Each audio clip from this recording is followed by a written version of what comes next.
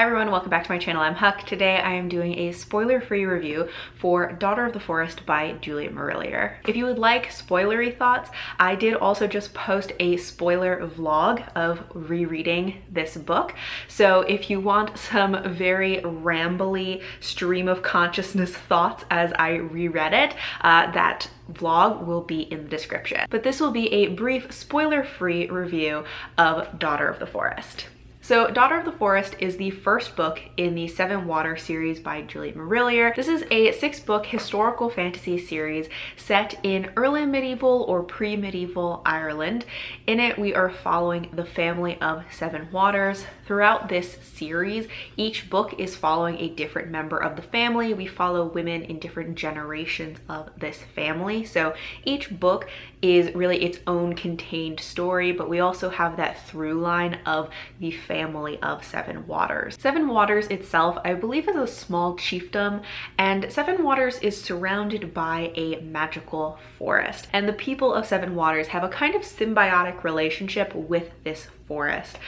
They protect the land and the trees, and in return, the forest protects them from intruders. People mysteriously go missing in the forest if they are not from Seven Waters. This first book in the series is a retelling of the fairy tale The Six Swans, or The Wild Swans. And this one is the only one in the series that is actually a fairy tale retelling. The rest of the series kind of diverges from there. But in this first one, our main character is Sorcha. She is the youngest of 7 children. She has 6 older brothers. And her mother died in childbirth when she was born. And after that point, her father really checked out, and so her brothers were left to raise her. And so they did raise her, they loved her very much, and she's very close with all of her brothers. But their lives change forever when their father eventually remarries a very mysterious woman. She turns out to be a sorceress who curses Sorcha's older brothers, and Sorcha is the only one who can save them by undergoing a trial that takes not only years but great sacrifice from her to complete. I loved rereading this book and getting reacquainted with this world and these characters. I have reread this series many times, but at this point it's been quite a few years since I have reread it. So it was just delightful to be back in this world with these characters. I think character is one of Juliet Marillier's real strengths. She does fantastic characterization, and one of the things that really struck me on this reread is how much time and attention she puts into establishing each of Sorcha's brothers and the relationships that she has to each of them. They each have their unique personalities, their own interests. We know what their plans for the future are, and so when they are cursed, we feel Sorcha's grief for the loss of her brothers, and we can also feel the unique lives that each of them had planned ripped away from them. And that time that is spent on those characters is so vital to this story. Also because Sorcha's whole motivation hinges on her love for her brothers.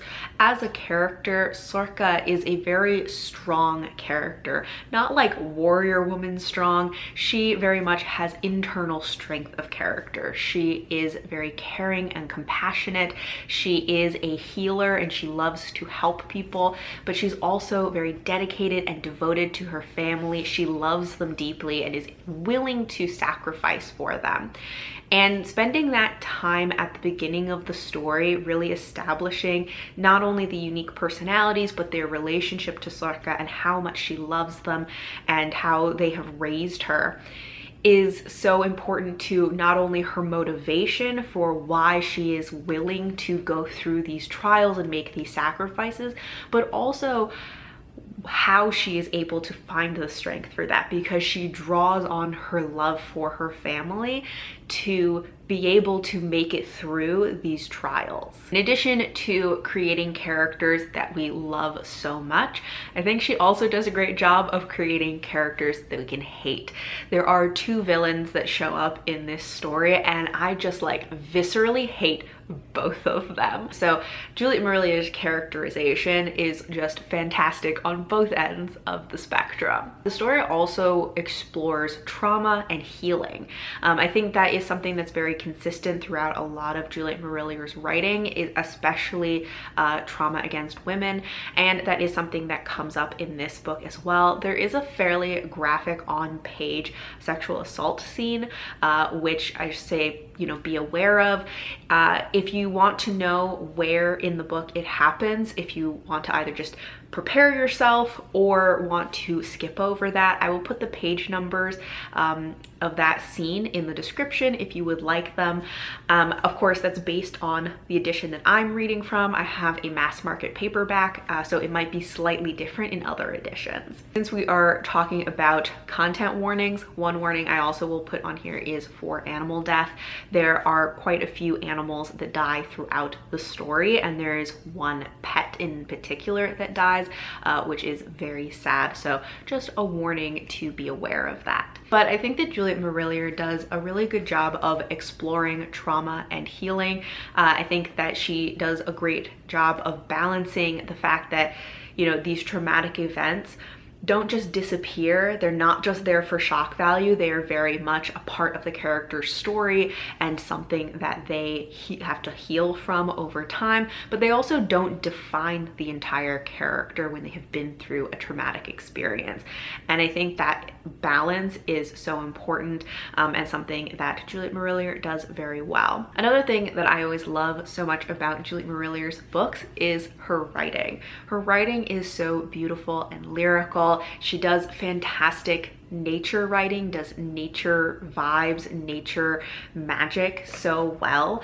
I find her books very immersive in that way, and I think she also really weaves in this feeling of folklore into her storytelling, which I always love. Folklore and storytelling are really important throughout all of Juliet Marillier's books.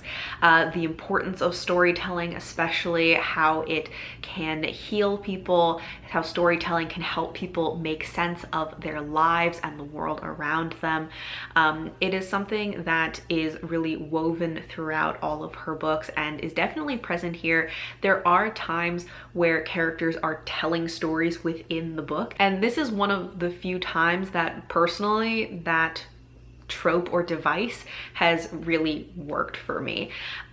Many other books, if there is someone like telling a story within a story, it doesn't always work. It can be a little hit or miss, but I feel like Juliet Marillier weaves storytelling into her stories so seamlessly, and it really does add something to the story. It helps you to understand the characters and their state of mind or what they're going through. You can see how it is shaping their view of the world. I gave this book 5 stars. However, I will admit I may be a little bit biased because it is just one of my favorite books and I have been reading and rereading it many, many times. If I was being a little more objective, it might be more of a 4.5 star. I think there are things like it, you know, it is not perfect. It has its flaws, or there are ways in which I can see that it may not be for everyone. The pacing of the story is very slow, especially like the first 3/4 of the book is very slow. I find that really enhances the story because we are able to spend time with these characters, really establishing the characters, the relationships. We're also able to feel the passage of time, which is really important because you get to feel how long and arduous this task is that Sarka is completing.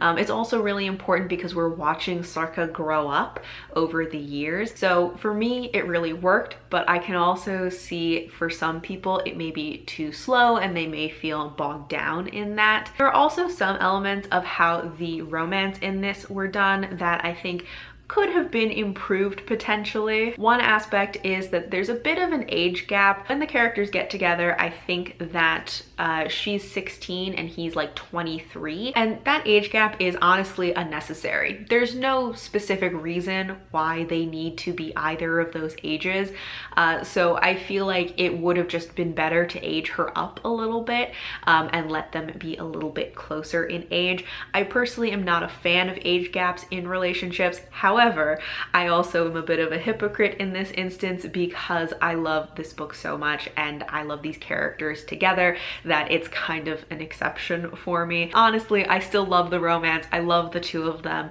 I loved this book. I gave it 5 stars. It may not be a 5-star for everyone because there are some things that are, you know, up to taste. But if it sounds interesting to you, I would definitely highly recommend it. It is one of my favorites. But I would love to know if you have ever read this, if you've read anything else from Juliet Marillier. Are you planning on reading it? I will link in the description some other videos about Juliet Marillier's books that I have. I also have a guide to Juliet Marillier's books where I very briefly tell you about all of her series and give my thoughts on different places that you can start with her books.